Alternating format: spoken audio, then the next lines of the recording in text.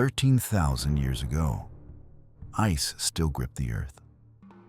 Ice fields stretched to the horizon, and mammoths roamed coastlines far more expansive than anything we see today. Small bands of human beings clung to a fragile existence, living on the fringes of a thawing world where every meal, every step, was a life-or-death adventure. Then, without warning, everything changed. The climate convulsed. Temperatures plummeted, glaciers surged, storms swept across the lands, and the seas consumed the coastlines. Rivers overflowed their banks. The fertile lands that had sustained humanity vanished, and floods swallowed all traces of existence. It was as if the world itself had turned against its inhabitants, leaving behind only sand, mud, and ice. Scientists call this period the Younger Dryas. But that simple term fails to capture the cataclysm that befell humankind. For those who lived through it, it must have seemed like the end of days. But here is what is truly chilling. All across the planet, disparate cultures tell of a great flood. In Mesopotamia, in India, among the Hopi of North America, in the traditions of Australian Aborigines, and on dozens of Pacific islands. The stories revolve around a raging sea that submerged the world, of boats tossed on violent waves, and of survivors clinging to a sliver of hope. Are these all just myths? Or could it be that hidden within these tales is a fragment of memory, passed down from one generation to the next, encoding the terror of the Younger Dryas into symbols, legends, and a dream of a world that was lost? Consider this. There was no writing then. All knowledge, all memory, was transmitted orally, transformed by symbol and story. Yet the core remained intact. The world was drowned, civilizations fell, and from the ruins, humanity had to be reborn. And the most haunting question is, what did we lose? The peoples who lived along the coasts, along the rivers, on the fertile plains, are now lost beneath the ocean. Their cities, their knowledge, their monuments, all may have been buried, leaving only the faintest of clues behind. Mystery will guide you to explore the traces that remain. The cities submerged beneath the sea, the civilizations erased from existence, and the enigmatic stories that history has yet to tell. The world was once drowned, and the clues are still waiting for us to find them. Our story begins roughly 13,000 years ago, as the Earth was emerging from millennia shrouded in ice. The Wisconsin glaciation, the last great ice sheet of North America, was in retreat, revealing a world reawakening. Vast glaciers, up to 1.5 kilometers thick in some regions, which had once covered most of Canada, the northern United States, and parts of northern Europe, were now beginning to recede. As these ice sheets melted, they formed immense proglacial lakes like Agassiz and Missoula in North America, holding thousands of cubic kilometers of fresh water, their capacity many times greater than all of today's lakes combined. Glacial rivers, hundreds of kilometers long, flowed powerfully, carrying this water to the sea and creating a vast network of rivers and sprawling floodplains. Meanwhile, human populations were scattered, consisting mainly of hunter-gatherer groups of a few dozen to a few hundred individuals, migrating with the seasons and clinging to the environment for survival. These communities depended on megafauna like mammoths, bison, and ancient deer, which provided not only food but also materials for tools and clothing. Forests began to expand, and lush grasslands flourished, heralding a warm and prosperous era after millennia of ice. The global temperature at the time had warmed by about 4 to 5 degrees Celsius compared to the glacial maximum, especially in the northern hemisphere, creating favorable conditions for both animals and humans to thrive. The environment presented new opportunities. Coastal areas became fertile. Some groups began to experiment with rudimentary agriculture, selective hunting and gathering, and stone tools grew more sophisticated. The world seemed to be entering a post-glacial period, promising a more stable life, more abundant food sources, and the emergence of sustainable early settlements. But this tranquility was temporary. Beneath the surface of the glacial lakes and valleys, the Earth was storing energy for an abrupt change. As meltwater from the great glaciers, up to 2,500 cubic kilometers of fresh water per year, poured into the Arctic Ocean, it had the potential to disrupt the Atlantic Ocean currents that carried heat from the equator to northern Europe. Any such disruption would be enough to reverse the northern hemisphere's temperature, rolling back hundreds of years of warming in just a few decades. For the people living at that time, the world was a place of both new opportunity and profound fragility, where a single shift could turn a fertile plain into a wasteland, a forest into an arid grassland, and make the great beasts scarce.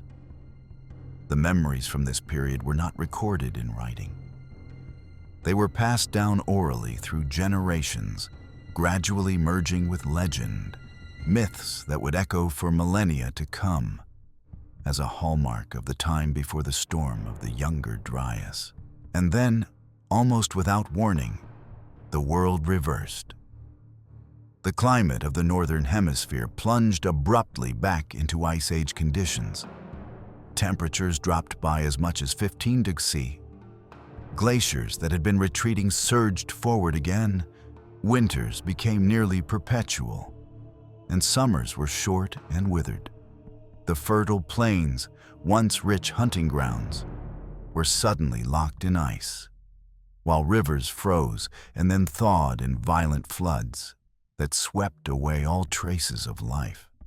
Scientists call this event the Younger Dryas, a cold snap lasting over 200 years that completely interrupted the natural warming after the Wisconsin glaciation and reshaped human history.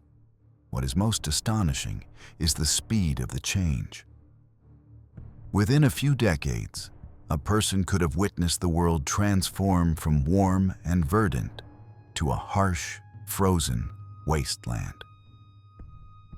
The true cause of this shock remains a mystery and may have been a combination of water and fire.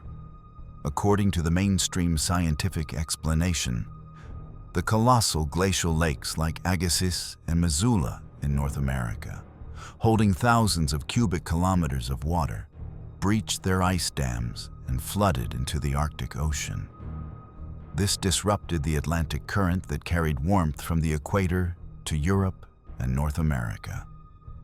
It was a simple event, but its scale was enough to turn winter into a centuries-long nightmare. But a lesser-known hypothesis suggests something more enigmatic. Around 12,800 years ago, the Earth may have been struck by a swarm of comets or a large asteroid fragment. Researchers like Richard Firestone and Graham Hancock point to an enigmatic black matte layer found across North America and Europe, containing nano-diamonds, chondritic spherules, melted glass, and charcoal, all evidence of a cataclysm from the sky. Some sediment layers even show signs of an immense heat wave, powerful enough to fracture rock, ignite forests, and shatter ice sheets into debris that rained down across the region. Imagine the scene. A sky turned red by massive fires, a rain of ice and meteor fragments, and walls of ice-choked water tens of meters high, scouring everything in their path. The survivors could only look up in terror, believing the gods were punishing humanity. And if you look closely, many ancient legends, from fiery serpents falling from the sky to a star crashing to earth, may be the encoded memories of those who witnessed this disaster.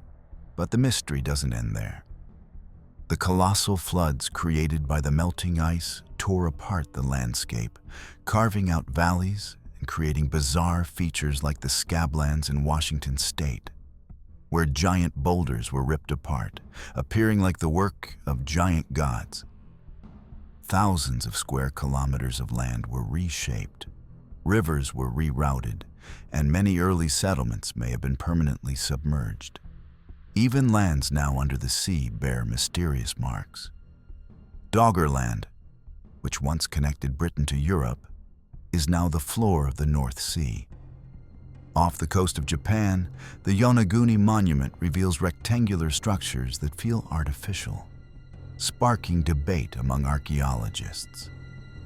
In India, the Gulf of Comet shows traces of ancient ruins buried under dozens of meters of mud. These places may have been home to advanced cultures erased by fire and water, leaving only faint clues and stories passed down through millennia. The Younger Dryas may have been a two-pronged assault of ice and fire on the earth. A time when waters rose, fires raged, the world was turned upside down, and the earliest memories of catastrophe may have been recorded in the myths and legends that mystery will help you decipher today. The global ecosystem shuddered, and the megafauna vanished within a few centuries. Mammoths, mastodons, saber-toothed cats, giant ground sloths, all of them evaporated from the earth.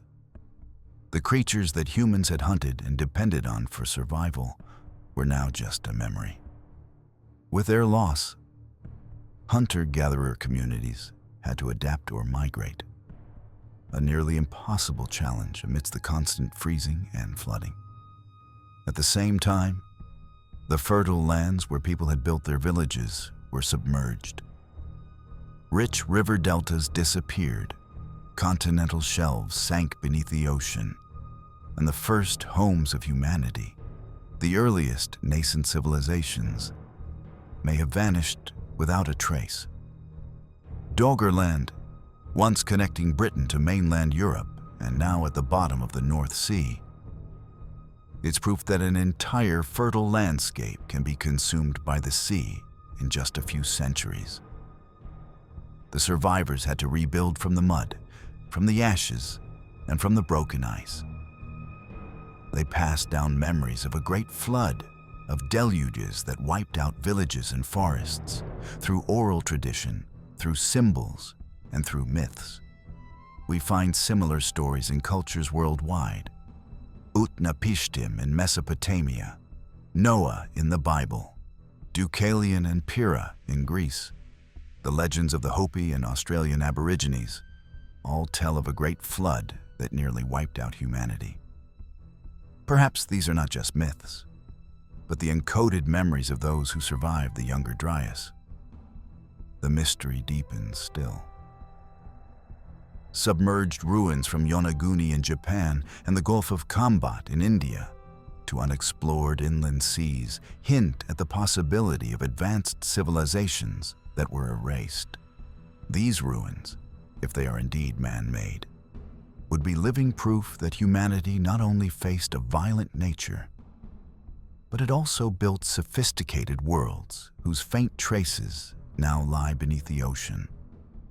The Younger Dryas was not just a storm of ice and water, but a global test of survival, a door opening to the mysteries of what humanity once knew, once lost, and what still remains hidden beneath the sea and deep layers of mud.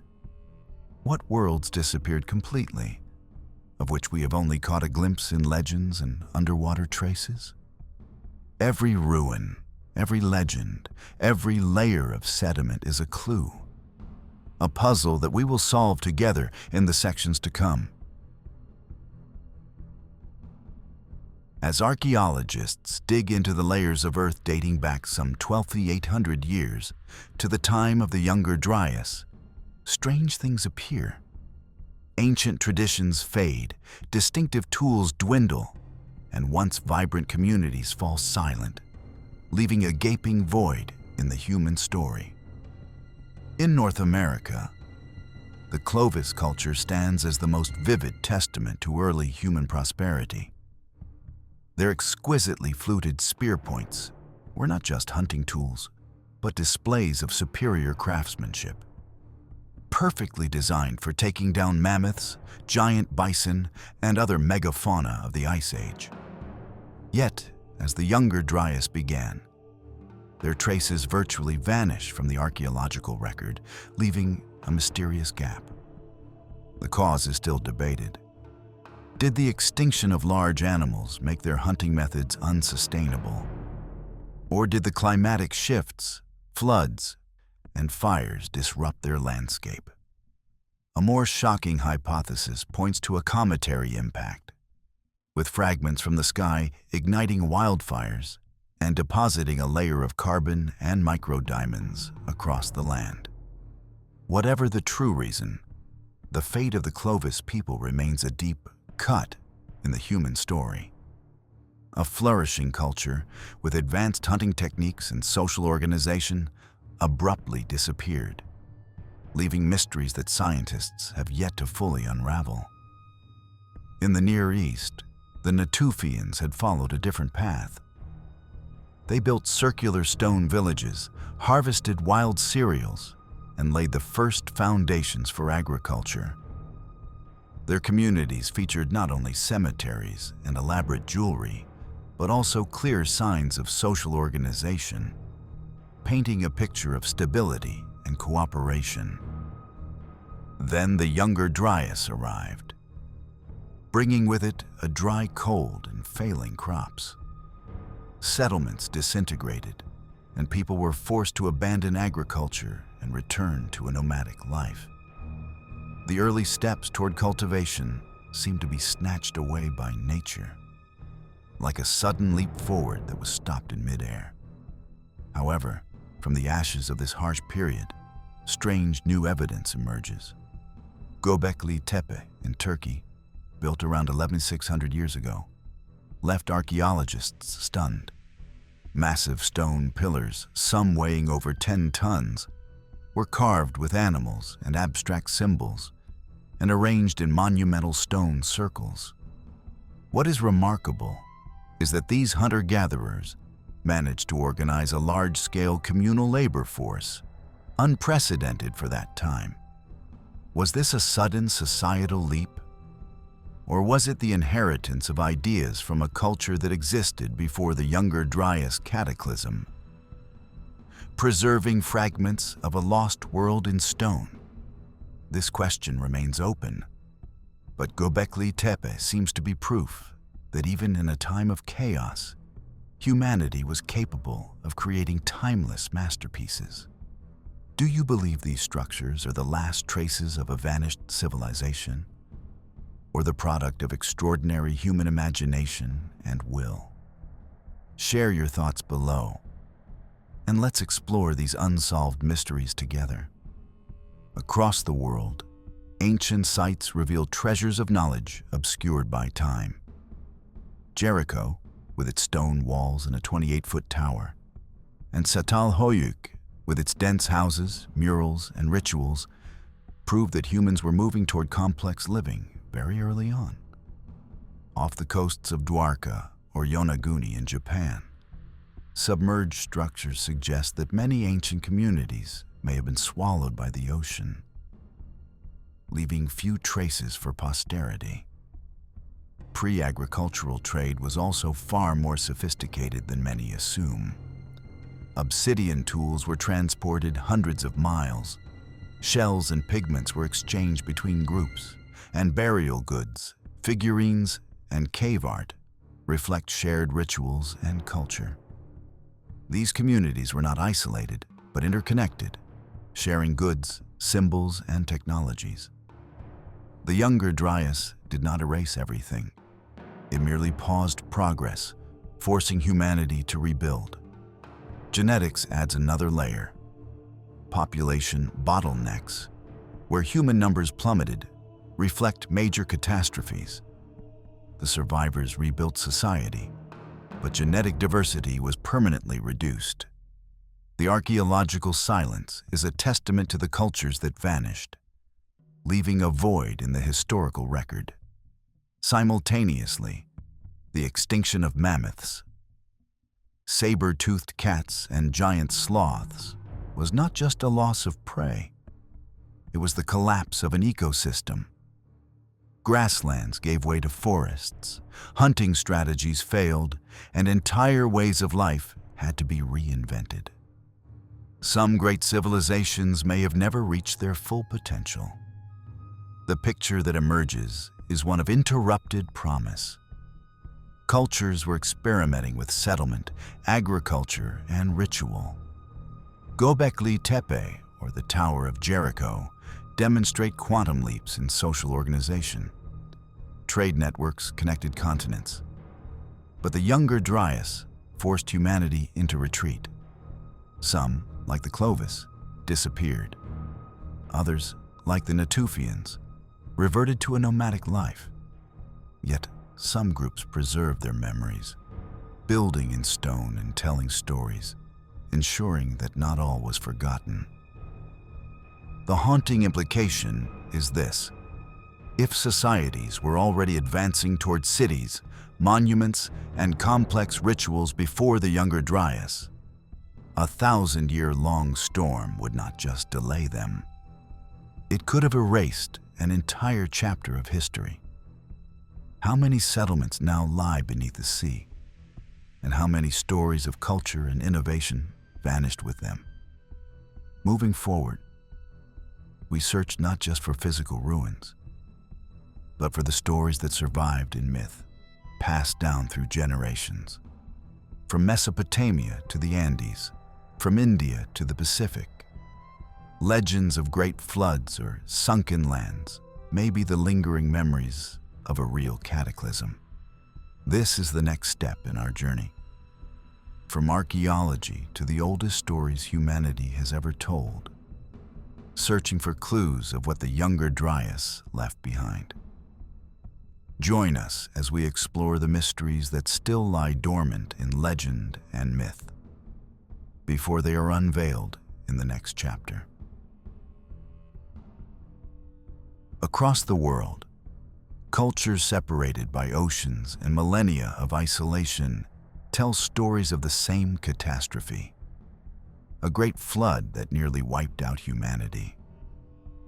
Whether carved on cuneiform tablets in Mesopotamia, passed down in the oral traditions of Australian Aborigines, or preserved in the stories of Native American elders, the motifs are astonishingly similar.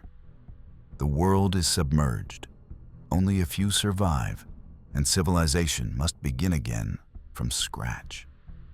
The names are different, the settings vary, but the fundamental plot is nearly identical, reflecting a collective memory that is difficult to dismiss as mere imagination. In Mesopotamia, the Epic of Gilgamesh, inscribed on clay tablets over 4,000 years ago, records the story of Utnapishtim, who was warned by the gods of a great flood that was about to engulf the world. He built a massive boat, filling it with his family, all species of animals, and the provisions needed to survive. As the waters rose, submerging the entire fertile plain of Mesopotamia, Utnapishtim's boat drifted on the raging waves, battling storms and violent currents. Finally, the boat came to rest on Mount Nisir, marking a new beginning for humanity and a civilization tested by natural disaster. This story is not just a legend. It reflects ancient memories of floods that may be linked to the climatic shifts at the end of the last ice age, which many researchers believe became deeply ingrained in humanity's collective memory. Even older, the Atrahasis epic tells a nearly identical story. while the details in the biblical account of Noah, from the rescue ark to the release of a dove to check for dry land, are almost a direct copy of the Mesopotamian prototype. Did these cultures independently invent these stories? Or are they all remembering a real catastrophe that seared itself into the human consciousness? Let's explore further. The ancient Greeks told of Deucalion and Pyrrha, the only couple to survive when Zeus, angered by humanity's wickedness, sent a flood to wipe out civilization. They drifted in a wooden chest for 9 days and nights, emerging onto dry land to repopulate the world by casting stones behind them, which became men and women. Once again, the familiar motif is clear. A divine warning, survival by boat, and the rebirth of humanity. In India, Hindu texts describe Manu, the first man, being warned of a flood by a giant fish. He built a boat, tied it to the fish, and was led to the peaks of the Himalayas, from where he repopulated the earth. The motifs are nearly identical to those of Mesopotamia and Greece. A chosen survivor, a rescue vessel, and the salvation of life. Considering that global sea levels rose by as much as 120 meters after the Ice Age, these stories could be distant memories of coastlines that were erased for hundreds of kilometers. In Native America, the Hopi tell of multiple worlds that were destroyed, with one era ending in a great flood, forcing survivors to climb up reeds or be led underground by spirits. The Ojibwe of the Great Lakes emphasize the collaboration between humans and animals to recreate the earth, with a muskrat diving deep to bring up mud to form new land. These stories are not just local phenomena, they reflect a global pattern. Water engulfs the land, humanity is nearly wiped out, and life must begin again on new ground. Even in places that never saw ice, the echo of the flood resounds. Australian Aborigines, through oral traditions tens of thousands of years old, tell of rising sea levels that submerged land bridges, cutting off islands from the mainland and leaving old hunting grounds and settlements deep beneath the waves.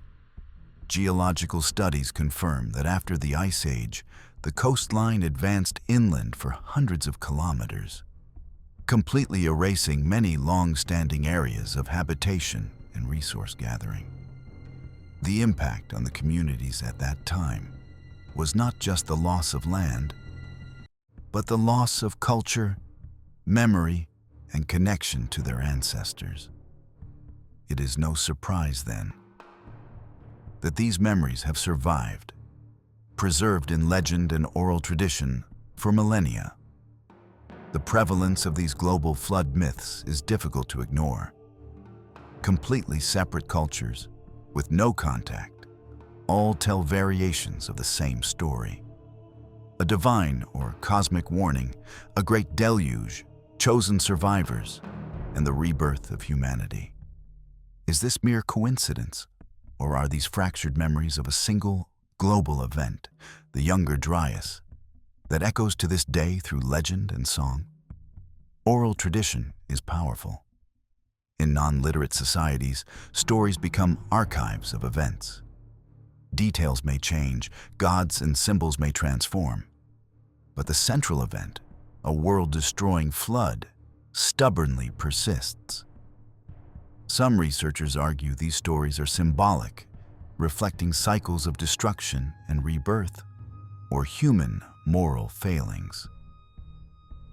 But if that symbolic layer was built upon a real event, witnessed by survivors, then these memories could be the oldest accounts of a global natural disaster. The scientific evidence aligns with astonishing consistency. The black mat layer in North America, soot and nano-diamonds, melted materials, reflects wildfires and a cosmic impact during the Younger Dryas. Geological studies confirm rapid sea level rise, possibly several meters within a century. Archaeology shows cultures declining or disappearing during this period. And the myths, though recorded thousands of years later, reflect these events with incredible detail. Could these stories be more than allegory? Could they be humanity's oldest historical records, preserved through legend? If so, we need to listen more carefully.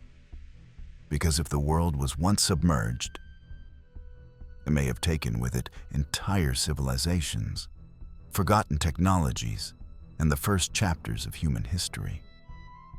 Those traces may lie dormant in stone circles, ancient ruins, or in the stories that have miraculously survived for millennia, waiting for us to explore in the chapters to come. When you line up all the flood legends side by side, a question naturally comes to mind. What happened after the flood? Who survived, and what did they do with the fragments of their old world? The answer leads us to one of the most extraordinary archaeological discoveries of the 20th century, Göbekli Tepe, and the network of tepe sites scattered across southeastern Turkey. From a distance, Göbekli Tepe looks like an ordinary barren hill, long mistaken for a natural mound and left undisturbed for centuries. But when archaeologists began excavating in the early 1990s, they uncovered massive stone circles adorned with T-shaped pillars standing up to 15 feet tall and weighing over 10 tons. These were not crudely stacked rocks. They were quarried, carved, transported, and deliberately arranged, displaying a level of skill and organization that far exceeded any assumption about the capabilities of hunter-gatherer societies of that time. What makes Göbekli Tepe even more miraculous is its age. It dates to around 9,600 BC, right at the end of the Younger Dryas. This place arose almost immediately after the 1,000-year-long storm had subsided, at a time when humanity should have been focused on healing its wounds and relearning how to survive. Yet, these survivors did the seemingly impossible. They quarried multi-ton stones and carved them with foxes, vultures, snakes, wild boars, and abstract patterns whose meanings are still a mystery. Archaeologists have called it the world's first temple, but even that title fails to capture its magnitude. Imagine a vast limestone circle enclosing towering central pillars. Their surfaces carved with images so vivid they seem to leap from the stone. Birds with outstretched wings, slithering snakes, wild beasts on the hunt, and strange, stylized human figures, many of them headless. To enter such a space, anyone from that time would have been both stunned and terrified by its grandeur and mystery. Göbekli Tepe is not unique. Across the Taştepeler region, more than a dozen similar sites, like mystery temples, are scattered across the arid landscape of southeastern Turkey. Karahan Tepe, 35 kilometers from Göbekli Tepe, is equally impressive, with phallic-shaped pillars rising from subterranean chambers and T-shaped pillars that repeat the Göbekli design. At Cybers, Harbet Tepe, and other sites, the same motif appears. Massive stones arranged with intent, carved with sophisticated imagery, clearly serving a ritual or symbolic purpose. These structures are not random. They reveal a vast network of communities where people collaborated, created, and organized on a scale never before seen in the early-Holocene. What is incredible is that all of this was done without metal tools, the wheel, or domesticated animals. The builders were still hunter-gatherers, moving with the seasons to make a living. So how did they organize hundreds of workers, plan, and create architectural wonders that defy imagination? Did they progress in a single generation? Or did they inherit knowledge from a pre-Younger Dryas culture? Some scholars believe Göbekli Tepe was the cradle of civilization, where communal rituals forced people to cooperate on a large enough scale to invent agriculture. According to this theory, religion preceded agriculture, and the rituals that brought people together were the driving force behind cultivation, completely reversing the traditional assumption that farming led to settlements and temples. The carvings add to the mystery.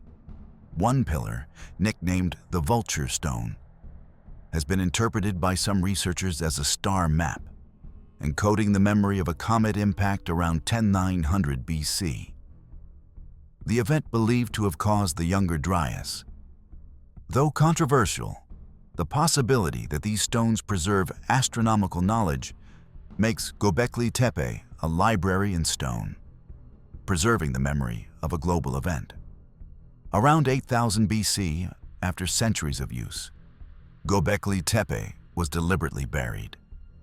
The enclosures were carefully backfilled, preserving them almost perfectly through the millennia. Was this just a concluding ritual? Or was it a message to the future?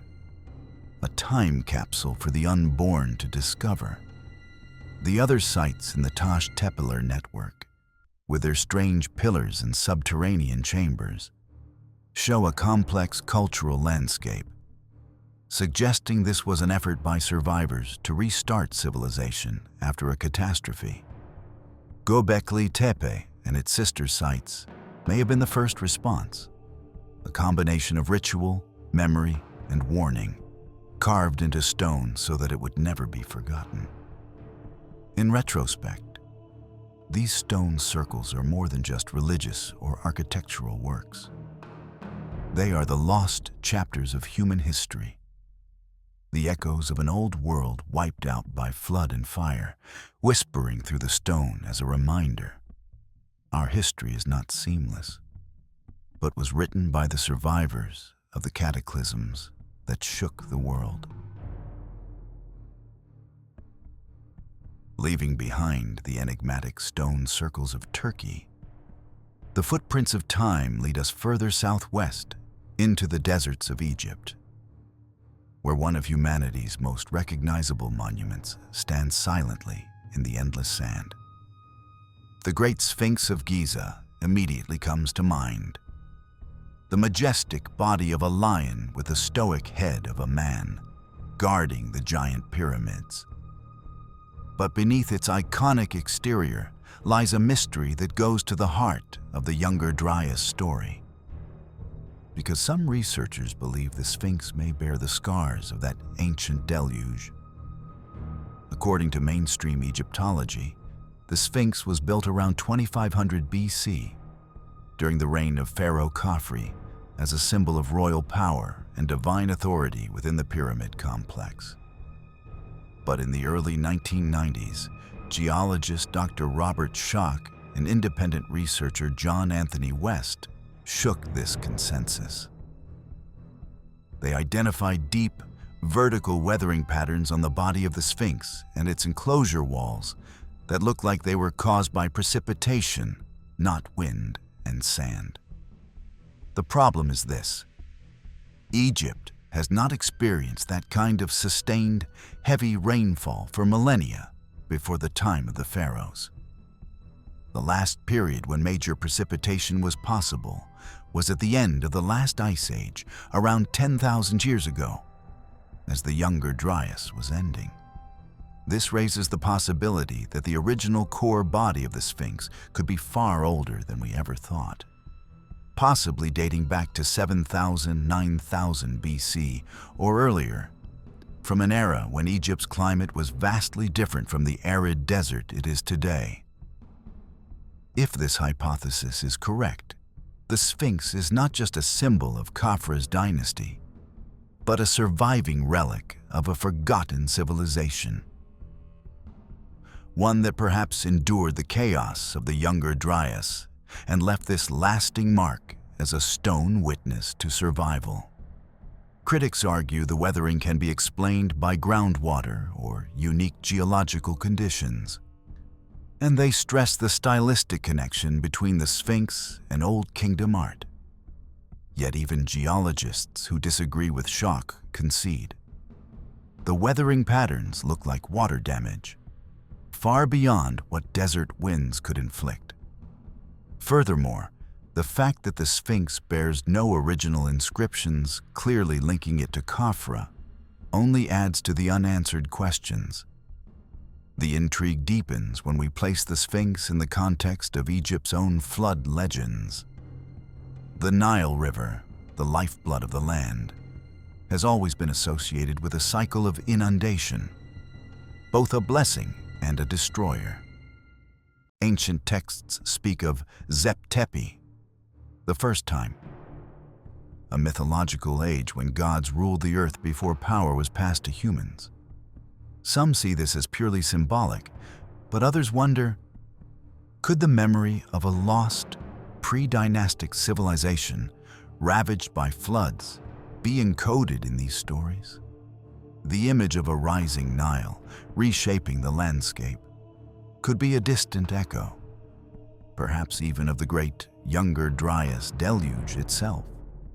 If the Sphinx was indeed carved before the pharaohs, its original builders would have seen a very different Giza, a fertile land racked by storms, wet and chaotic.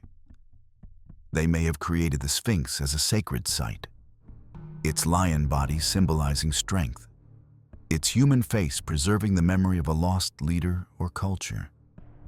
Later dynasties may have restored and added to it.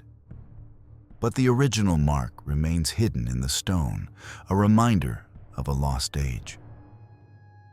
The mystery thickens when we view the Sphinx alongside the pyramids. If it is truly that ancient, the Giza Plateau was already a sacred site for millennia, and the pyramids may have been an attempt to emulate and continue a tradition from a forgotten era, one still marked by the memory of cataclysm. Whether one accepts the mainstream view or the radical hypothesis, the Sphinx remains a puzzle. Its silent face has stood against storms, desert, and time, yet refuses to reveal its true origin. Is it the work of the pharaohs, or a survivor from the end of the Ice Age, bearing the scars of a global flood? If it is the latter, it is not just an Egyptian icon, but humanity's oldest stone witness, a testament to survival in the face of disaster. And perhaps the most frightening thing is not what we already know, but what still lies dormant beneath the golden sands. Deep below, there may be unrecorded temples, traces of an ancient world that has vanished from human memory. The question is, do we dare to dig deeper once more, to awaken what time has tried to bury? Join mystery as we continue this journey of discovery. Leaving behind the deserts of Egypt, our journey leads us to lands where stone and water merge, where civilizations may have been born, only to be swallowed by the ocean. On the windswept Altiplano of Bolivia, near Lake Titicaca, lies a ruin that challenges the limits of human understanding: Tiwanaku. Here, colossal andesite and sandstone blocks, some weighing over 100 tons, are fitted together with such precision that a knife blade cannot slip between them. The stone terraces, the gateways, and the giant Akapana pyramid evoke a society that had mastered both astronomy and architectural engineering. Though mainstream archaeology dates Tiwanaku to around 500 AD, other voices suggest its foundations have existed for millennia longer, perhaps from just after the Younger Dryas, a period when the world was just emerging from ice and flood. Could Tiwanaku be the legacy of a lost civilization whose memory now only echoes in myth? Not far from there, in the city of Cusco, Peru, the zigzagging walls of Sacsayhuaman rise defiantly against time. Each block, weighing hundreds of tons, is fitted together as if it were melted and then locked permanently in place. No mortar, no gaps, no errors. Modern engineers still cannot replicate how the ancients achieved this. The Inca themselves claimed to be merely its inheritors, not its creators. They spoke of the ancient giants, the gods who built these foundations in a time before the seas rose. Could this be a memory of survivors from a global catastrophe who fled to the high plateaus to start anew, building immortal monuments to human memory? From the Andes across the Pacific, the map leads us to Sundaland, a land that is now only the islands of Indonesia, Malaysia, and the Philippines. But during the Ice Age, it was a vast continent. As the ice melted and the seas rose, that entire world was submerged. Folk tales from Java, Borneo, and Sumatra all speak of a homeland sunk beneath the waves, a lost kingdom. Beneath 100 meters of water, there may lie the silent ruins of a tropical prehistoric civilization buried under the sea sand. And off the coast of Japan, near the island of Yonaguni, divers have discovered a massive structure resembling a stepped pyramid. The stone terraces, pathways, and near-perfect right angles. Are they natural or man-made? The question remains, but if humans did indeed create it, then Yonaguni could be the planet's oldest city, and the first to be swallowed by the sea. Then we look to Northern Europe, where Doggerland once connected Britain to the continent. It was a fertile plain with rivers, forests, and human inhabitants. Then one day, the sea rose. Land masses disappeared, villages sank, and memory turned into legends of floods that wiped out the world. To this day, fishermen still pull up stone axes, mammoth bones, and traces of a forgotten civilization from the bottom of the North Sea. And finally, on the edge of Eastern Europe, is the Black Sea. Around 5600 BC, the Mediterranean Sea breached the Bosporus Strait, creating a colossal waterfall that swept everything away. The entire fertile land around the Black Sea was submerged in just a few months. Some researchers believe this was the origin of the Great Flood legend in the Bible, a memory retold for thousands of years as a warning to posterity. From Tiwanaku to Sacsayhuaman, from Doggerland to Yonaguni, a common thread connects them all. The Younger Dryas did not just change the climate. It may have erased entire early civilizations. As the ice melted, the seas rose, and the earth was reborn. How many cities, how much knowledge was swept away beneath the waves, leaving only whispers in stone and legend. Perhaps we are only just standing on the edge of a buried history. Join me as we continue.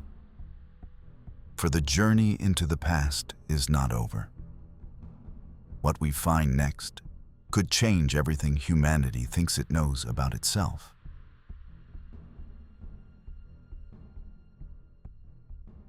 In nearly all ancient mythologies, there's a figure that repeats like an echo through time.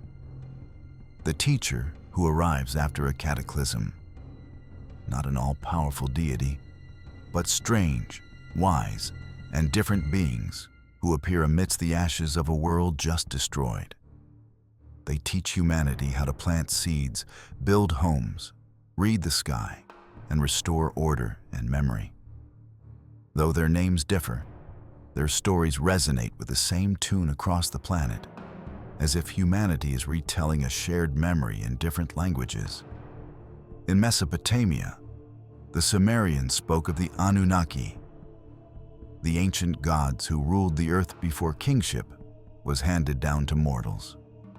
the line between their age and ours is marked by a terrible flood, one that erased everything, leaving only a few memories of those who came from the sky.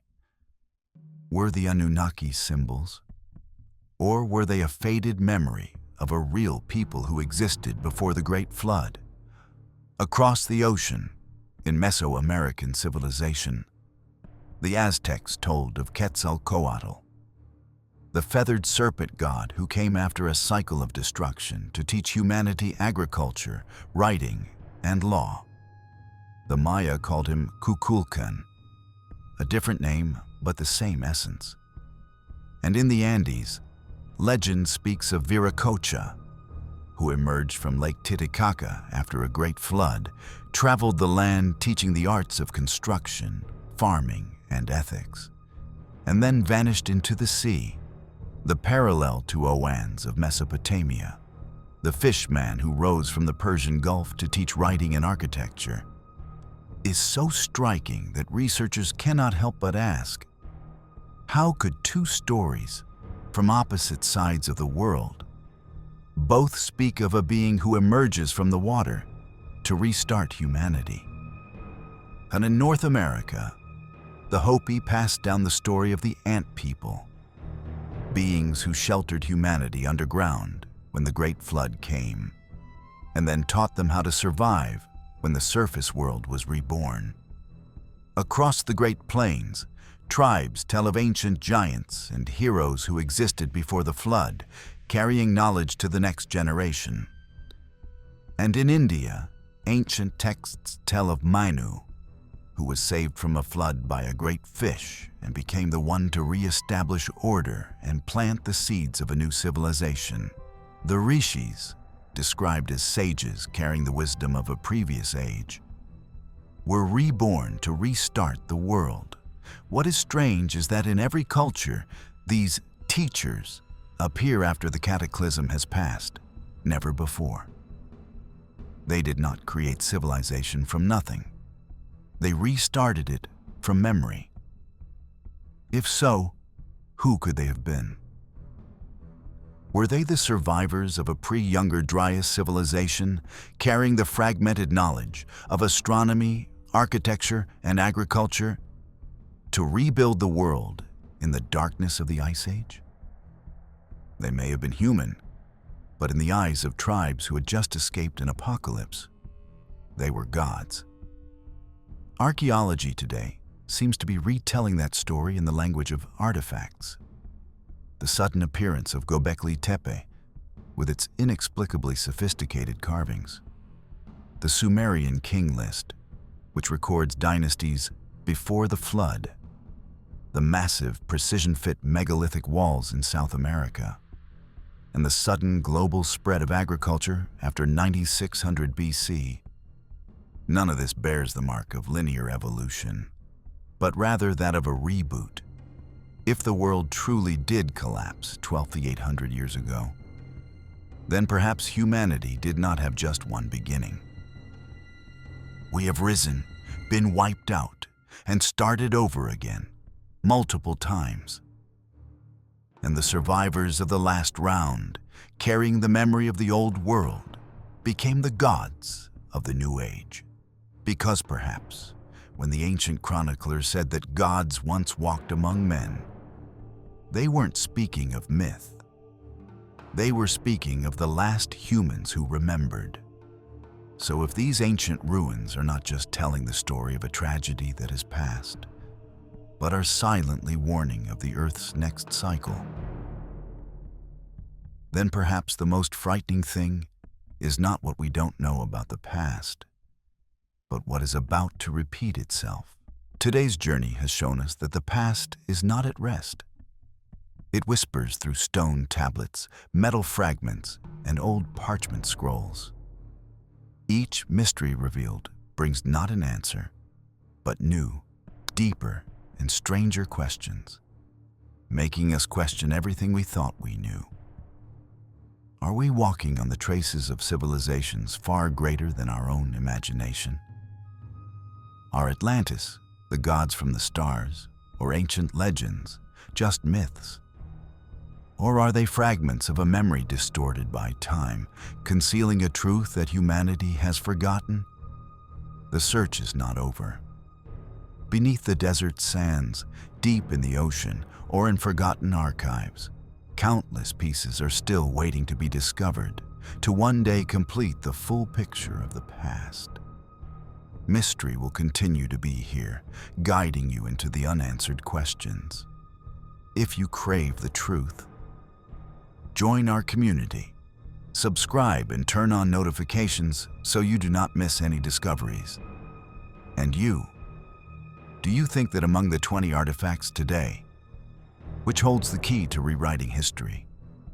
Share your opinion, because the past is always waiting for those who dare to ask and dare to believe. See you on the next journey, where the mystery never stops breathing. Temperatures dropped by as much as 15 degrees C. Glaciers that had been retreating surged forward again. Winters became nearly perpetual, and summers were short and withered. The fertile plains, once rich hunting grounds, were suddenly locked in ice, while rivers froze and then thawed in violent floods that swept away all trace